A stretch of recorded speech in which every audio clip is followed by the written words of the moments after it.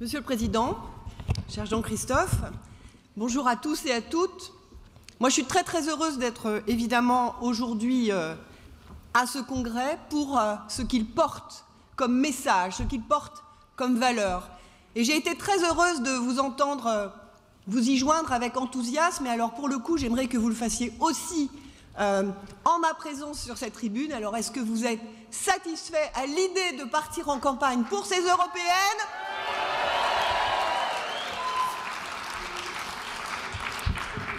Mais oui, parce que nous considérons tous comme totalement impensable qu'on ne défende pas nous-mêmes l'Europe, alors que nous portons les valeurs d'une famille politique qui a incarné cette Europe tout au long de son histoire.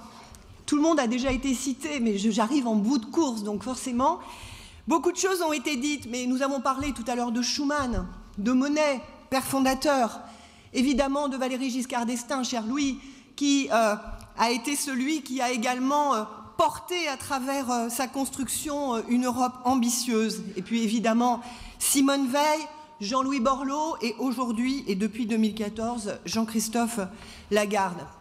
Évidemment que l'Europe n'est pas une option, évidemment qu'elle est une nécessité aujourd'hui parce que le XXIe siècle est le siècle des États-continents.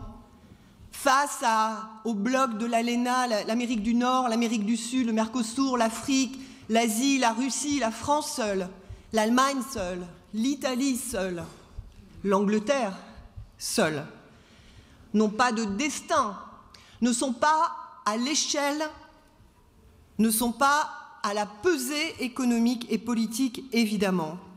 Mais bien sûr que nous regrettons que cette Europe se soit réduite, et c'est Françoise Gatel qui le disait tout à l'heure, à une Europe de marché, quand on appelle une Europe évidemment de la défense, une Europe de l'immigration, une Europe de gestion de la crise climatique, une Europe d'harmonisation fiscale et sociale, une Europe, comme le disait Hervé Marseille à l'instant, capable de lutter contre l'impéritie des États devant les multinationales championnes de l'optimisation fiscale.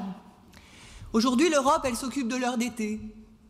Elle s'occupe de la taille des bulbes de tulipes, de la taille des tomates, de la taille des rétroviseurs des tracteurs, ou d'un certain nombre de résolutions, comme le disait Patricia, notre députée européenne, qui paraissent tellement saugrenues dans une situation, dans une conjoncture économique, sociale, environnementale et évidemment politique tellement difficile.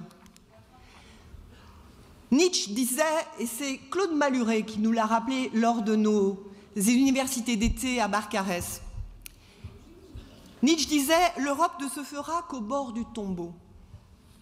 Eh bien, elle va se faire.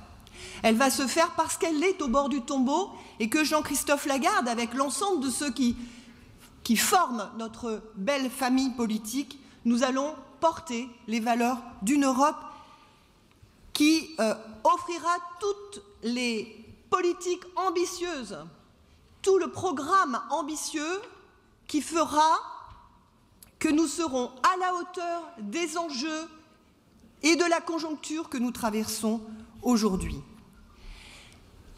Albert Camus disait aussi « Faites attention, quand une démocratie est malade, le fascisme vient à son chevet, mais ce n'est pas souvent pour prendre de ses nouvelles. » C'est tout le sujet aujourd'hui. Parce que si l'Union européenne est au bord de la tombe, c'est que finalement, beaucoup souhaitent sa mort. Les États-Unis, vous êtes nombreux à l'avoir dit ce matin, la Chine, la Russie, Erdogan, le califat, les groupes islamistes, et pire encore, les chevaux de Troie qui sont à l'intérieur de notre Union européenne.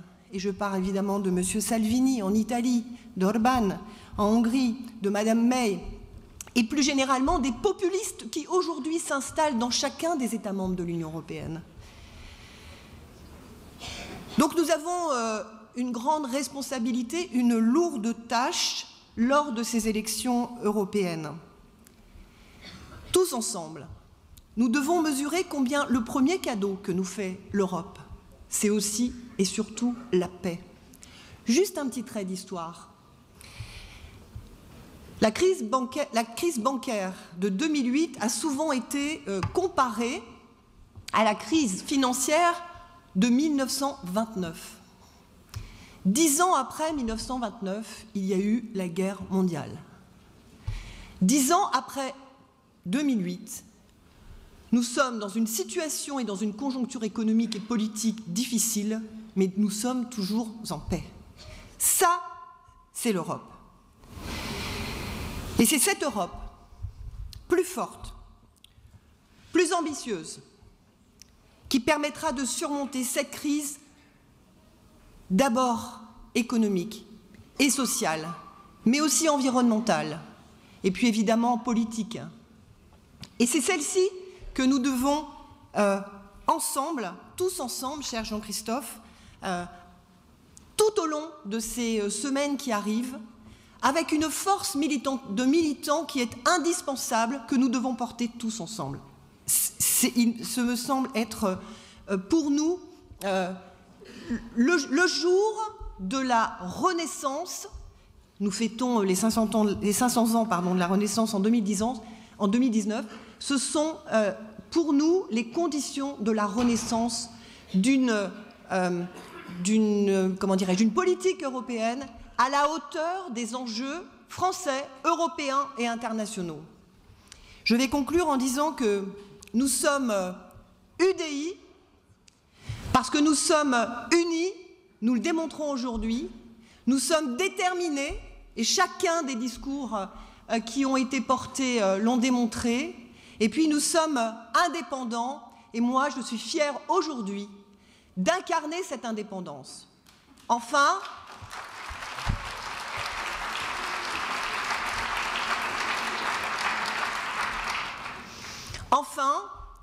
nous sommes UDI parce que indispensables à redonner du sens à cette Europe que nous appelons tous de nos vœux. Et merci Jean-Christophe d'en accepter l'augure et d'en accepter le challenge. Je vous remercie.